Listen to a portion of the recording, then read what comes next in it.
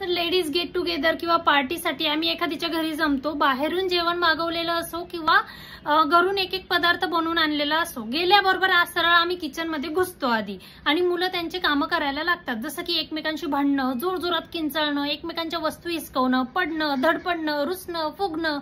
मग त्यांचे रुसवे फुगवे दूर करत, त्यांच्या भानगडी सोडवत जेमतेम आम्ही त्यांना आणून बसवतो, त्यांना जेवण वाढतो, त्यांना जेवू घालतो. तिथेही ते काहीतरी सांडलवण करत असतात, एकमेकांना बोटं टोचत असतात. पण मग त्यांच्या उरलेल्या उष्ट्यापुष्ट्या पदार्थांमध्ये आम्ही नवीन ऍडिशन करून जेवायला घेतो, एकमेकांनी बनवलेल्या पदार्थांची खरीखोटी तारीफ करत. मग मुलं, नवरा, सासरची मंडळी आणि कामवाली बाई ह्या आमच्या फेवरेट विषयावर आम्ही आमचं गप्पा सत्र रंगवतच असतो. तितक्यात कोणीतरी पडतं, कुणाच्या तरी भानगडी होतात, कुणाला तरी उलटी आलेली असते, कुणाचं काय.